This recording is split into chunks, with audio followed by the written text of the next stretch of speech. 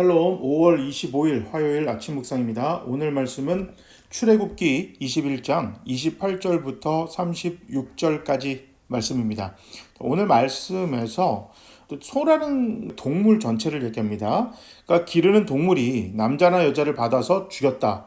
그런데 고의성이 없었다면 그 동물은 어쨌든 사람을 죽였기 때문에 그거에 대한 벌로 죽임을 당하고 그 주인은 고의로 한 것이 아니기 때문에 사형의 형벌에서는 면제를 받습니다. 자, 그런데 이 동물이 본래부터 받는 버릇이 있어요. 소가 사람을 받고 요즘 반려견들이 사람을 무는 경우가 있잖아요. 무는 것이 일상화되어 있는 개를 기르면서도 그런 동물에게 잘 단속하지 않아서 사람이 상한 죽음에 이르는 경우가 나오면 그 동물도 형벌을 받고 주인도 형벌을 받습니다. 자, 그런데 사형을 당하는 대신에 속죄금, 그 다음에 상대방이 피해 값을 생명의 대가로 내야 한다. 하나님께서 이 법을 주시죠. 남종이나 여종을 받으면 돈으로 그거 받는 것. 사람의 생명에 대해서 무고한 피해자가 나오지 않기 위해서 하나님이 세세하게 일러주시는 것이 나옵니다. 이거를 이제 동형법인데, 그러니까 이에는 이, 눈에는 눈, 그런 형벌이죠. 그럼에도 불구하고 하나님께서 고의냐, 고의가 아니냐, 그리고 잘 간수했느냐, 간수하지 못했느냐, 그 다음에 무조건 사형을 한다 그래서 해결되기보다는 피해자 입장에서는 앞으로 또 이 피해 보상도 필요한 거잖아요. 그거에 대한 피해 보상 이런 것들도 차곡차곡 잘 나와 있습니다. 그 다음에 이제 똑같은 동해동형법 중에 동물끼리 문제가 생기는 경우도 있을 거잖아요. 그러면 고의가 없이 동물을 바쳐서 만약에 동물이 상했다 그러면 그 소를 팔아서 그 값을 반으로 나누고 죽은 것도 반으로 나눠라. 그래서 서로 반반씩 나눠 갔대. 만약에 이 동물이 받거나 물거나 동물끼리든 사람이든 해야 하는 버릇이 있었는데 잘 관리를 못해서 그렇게 했다. 경고를 몇 번 받았음에도 그러면 살아있는 동물로 갚아요. 그러니까 내가 어쨌든 그 말을 상하게 했어요. 그럼 살아있는 말을 사줘야 돼요. 그리고 받거나 물거나 이제 상하게 하는 버릇이 있는 동물은 그 형벌을 받게 하고, 구덩이도 마찬가지거든요.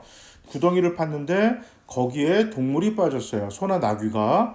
그러면 주인이 잘 보상하여서 짐승의 임자에게 돈을 줘야 되고, 죽으면 죽은 것은 가져가라. 이건 손해 보는 것을 당연하게 생각해야 합니다. 하나님 앞에 회개하고 잘못에 대한 것을 용서를 구해서 용서를 받으면 우리가 책임을 져야 되는 부분조차도 다 그냥 넘어간다고 생각을 해요. 그러니까 용서와 회복은 엄연하게 구분을 해야 합니다. 용서는 의지적인 부분이에요. 그러니까 내가 너를 용서하마. 오케이, 알았어. 너가 잘못했다고 하니 너의 사과는 내가 받지. 이게 용서고요. 그런데 내가 이 사람한테 돈을 못 갚았어요. 그랬을 경우 용서해주는 사람이 회복의 문제까지도 해결해 줄 경우가 있겠죠. 그래, 너도 어려우니까 돈은 내가 안 받는 걸로 할게. 이거는 그 사람이 회복까지도 자신이 감당한 거예요. 그런데 용서를 해줬다고 그것이 회복의 문제까지 다 해결됐다고 생각하면 안 됩니다. 이게 뭐냐면 내가 용서를 해줬어요. 그러나 내가 책임지고 어떤 것을 해결해야 될 회복의 문제가 있다면 그거는 해결해야 하는 것입니다. 잘못을 저지르고 하나님 앞에 회개 기도했다고 그래서 용서받았다고 그래서 내 잘못이 깨끗하게 없어졌어. 내가 책임질 부분도 없어. 미안하지만 어떻게 하겠어요. 하나님이 괜찮다고 하는데, 이렇게 나오는 건 정말 잘못된 생각이에요. 오늘 본문에서도 사과도 하고 용서를 받고 다 하더라도 손해볼 건 손해봐야 되는 것입니다. 그래서 용서는 의지적인 부분이라면 회복은 행동이 따라야 되고, 손해보는 우리 것을 포기해야 하는 현실적인 부분이 포함된 거다. 이거를 꼭 잊지 않으셔야 합니다. 또 믿는 사람들이 이걸 자꾸 헷갈리는 경우가 있는 것 같아요. 그러니까 하나님 앞에 용서를 구하고 사람에게 용서를 구해서 용서를 받는다고 하는 거는 그 사람의 의지적인 부분이지, 현실적인 부분, 내가 책임을 져야 되고 내가 감옥을 가야 되고 오늘 심지어 사형을 당해야 되는 경우도 내가 책임져야 되는 것입니다. 만약에 우리 집에서 기르는 소가 사람을 받는 버릇이 있는데 이 소를 자꾸 가다 두니까 내가 뭐 마음이 아프거나 얘가 스트레스를 너무 많이 받는 것 같아서 잠시 풀어줬어요. 그래서 만약에 사람을 상하게 했어요. 그 사람이 죽었습니다. 그러면 일이 일어나면 안 되지만 남편이 죽었어요. 오늘 이 성경 말씀대로 하면 원래 받는 버릇이 있었기 때문에 소도 죽임을 당하고 주인인 저도 이제 죽임을 당해야 되잖아요. 제가 사형을 당하기 전에 아내분한테 가서 죄송합니다. 내가 정말 남편분이 참 이 끔찍한 일을 당하게 하는데 내가 원흉입니다. 정말 죄송합니다 하고 마음을 다해 진심으로 사과를 했어요. 그 가족에서 가문에서 그 사과를 받아들이겠습니다 했어요. 근데 제가 저쪽에서 용서를 구했으니까 난 사형을 받지 않아도 된다 이렇게 생각하는 건 웃긴 거죠. 왜냐하면 내가 사과를 하고 내가 용서를 받았다고 그래서 돌아가신 그 남편분, 그 집안의 아버지가 다시 살아나는 건 아니거든요. 벌적인 입장에서 책임질 건 책임져야 돼요. 피해자 입장에서는 가해자들이 벌을 받는다 그래서 모든 게 다 회복이 되지는 않죠. 하지만 감정적인 부분, 이 부분에 대해서는 아무리 내가 용서를 해준다 그래도 그 사람이 아무 일도 없다는 듯이 그냥 별일 없이 살아가면 이건 정말 이 가슴에 응어리가 지는 거고, 그 다음에 힘이 있는 사람들은 자꾸 그걸 이용하게 돼 있거든요. 아시잖아요. 유전무죄, 무전유죄, 정말 이게 현실적으로 그렇게 되고 있잖아요. 그렇기 때문에 벌을 받았을 경우에 이 피해자들은 어느 정도, 많이는 아니에요, 아주 조금이라도 위로를 받을 수가 있죠.